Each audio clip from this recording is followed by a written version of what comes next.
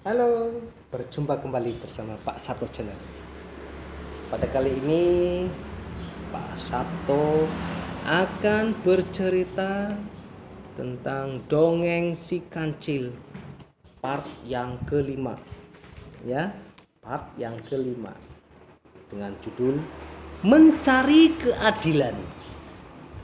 Ya, mencari keadilan. Langsung saja dengarkan ya adik-adikku yang manis. Mencari keadilan. Di tepi hutan yang subur ada sapi betina, sapi jantan, dan anak mereka seekor sapi yang baru menanjak remaja. Pemandangan tepi hutan yang indah dan rumput yang hijau subur membuat mereka bergembira. Anak sapi berlarian ke sana kemari. Bu, saya mau jalan ke tepi sungai. Boleh, tapi jangan jauh-jauh ya, kata Bu Sapi. Iya Bu. Sapi muda itu berjalan ke tepi sungai. Ia melihat berbagai hewan kecil di sekitar sungai. Hatinya merasa senang saat melihat katak berloncat-loncatan kian kemari. Tuing, tuing, tuing, tuing, tuing. Tak terasa ia sudah sangat jauh meninggalkan tempat kedua orang tuanya. Tolong! Tiba-tiba ia mendengar suara merintih. Ai! Di depan sana ada seekor buaya sedang tertindih pohon yang patah. Bro! Tolonglah aku, rintih buaya dengan suara memelas. Kau ini kenapa, Pak Buaya? Tanya sapi sambil mendekat. Aduh, sapi yang baik, sudah 2 hari aku tertindih kayu besar ini. Siapa yang menindihmu, Pak Buaya? Gara-gara gempa bumi 2 hari yang lalu. Sekarang tolonglah aku, sapi yang baik. Aku rasa tak bisa menolongmu, kata sapi.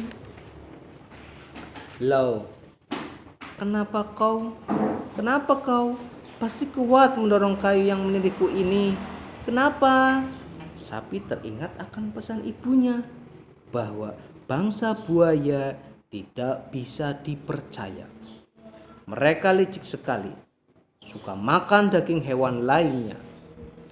Tidak, aku tidak akan menolongmu, kata sapi. Kalau kau kutolong, jangan-jangan nanti kau akan memangsaku. Jangan khawatir, aku tidak akan melukaimu. Tidak, aku tak bisa mempercayaimu. Oh, sapi yang baik, apakah kau tidak kasihan padaku? Sudah 2 hari aku tersiksa begini, tak bisa makan, tak bisa minum, dada terasa sesak. Tapi kau binatang jahat, kata sapi. Oh, sapi yang baik, itu kan dulu. Setelah tertindih kayu, begini aku sadar bahwa aku memerlukan hewan lain. Maka sekarang aku bertobat. Tidak akan memakan hewan lain kecuali hewan itu telah mati sendiri. Aku tobat. Tolonglah aku. Rayuan buaya sembari mengeluarkan air mata. Sapi muda terpengaruh. Lama-lama ia merasa kasihan juga. Baiklah, aku akan menolongmu. Tapi janji, jangan mencelakakanku ya. Jangan mencelakakanku ya. Iya, aku janji, percayalah. Lalu sapi berusaha mendorong kayu itu sekuat tenaganya sampai akhirnya plong mendorong kayu. Hmm, ya, buaya terlepas dari tindihan kayu. Tapi begitu terlepas dari tindihan kayu, buaya itu langsung meloncat ke punggung sapi dan menerkam punuk sapi. Dup! Aduh, pekik sapi kesakitan. Kenapa kau menggigit punukku? Loh, aku kan sudah minta tolong. Kepadamu bahwa aku terini kayu selama 2 hari. Tidak makan, tidak minum. Sekarang kau harus menolongku bebas dari rasa haus dan lapar. Dengan memakan dagingku, tukas sapi, betul, sekaligus menghirup darahmu. Dasar buaya licik, tak tahu balas budi. Sudah sapi muda yang bodoh, sergah buaya. Terimalah nasibmu. Tidak, ini tidak adil, teriak sapi. Loh, ini kan sudah hukum rimba. Siapa yang kuat, dia yang menang. Tidak bisa. Tidak, aku tak bisa terima. Kau bisa bertanya pada makhluk yang lain. Boleh hewan, boleh benda apa saja, pasti mereka akan membenarkanku, sahut buaya. Ya, aku akan minta keadilan pada yang lain, kata sapi. Kebetulan saat itu ada tikar lapuk hanyut di sungai. Sapi menceritakan kejadian yang menimpanya dan meminta pendapat tikar lapuk. Apa jawabnya? Itu sudah benar. Terimalah nasibmu. Aku juga mengalaminya. Ketika keadaanku masih baru, aku dipakai. Jika kotor, dibersihkan, tapi setelah lapuk dan banyak yang bolong, aku dibuang ke sungai begitu saja. Nah, benar kan kataku, sahut buaya. Tidak. Nah, itu ada keranjang hanyut, protes sapi. Tapi ketika keranjang itu ditanya, jawabnya persis seperti tikar. Ketika masih baru dan utuh, aku dipakai. Kini setelah rusak, aku dibuang ke sungai begitu saja. Nah, benar kan, sahut buaya. Tiba-tiba ada seekor bebek betina tua berenang. Sapi dan buaya meminta pendapat bebek. Kukira buaya benar, sebab manusia juga kejam. Ketika aku masih muda dan bisa bertelur, aku dipelihara. Sekarang ketika aku sudah tua ini mau disembelih. Untungnya aku bisa melarikan diri. Jadi tirulah perbuatan manusia. Mereka mau enaknya sendiri.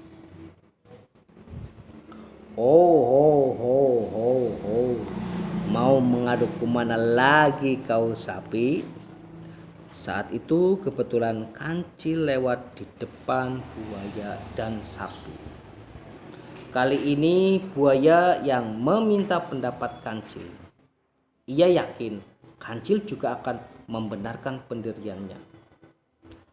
Kalau aku diminta menjadi hakim, aku harus tahu awal kejadiannya, kata kancil. Apakah kalian keberatan jika mengulang awal kejadian yang kalian alami? Tidak, aku tidak keberatan, sahut buaya. Maka dilakukanlah pengulangan itu. Buaya kembali ke tempatnya. Semula sapi mengembalikan kayu besar ke punggung buaya. Benarkah kejadiannya seperti ini? Tanya kancil. Benar, jawab sapi dan buaya bersamaan. Lalu Pak Buaya memanggilku agar aku mau menolongnya, sahut sapi. Kancil mendekati sapi dan berbisik lirih. Ayo kita tinggalkan buaya jahat ini. Ya. Sapi baru sadar. Inilah kesempatan baginya lolos dari bahaya maut. Tanpa basa-basi lagi, sapi mengikuti lari arah kancil yang sudah meloncat lebih dulu. Tuing, tung, meloncat. "Hai, tunggu! Jangan pergi dulu!" teriak buaya.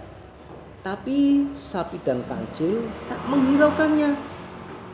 Maka jangan terlalu rakus dan tak tahu balas budi.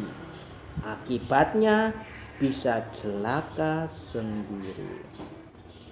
Demikian cerita dongeng si kancil ya, yang berjudul Mencari Keadilan. Sampai jumpa kembali bersama Pak Sabto Channel di Dongeng Si Kancil part selanjutnya. Dadah.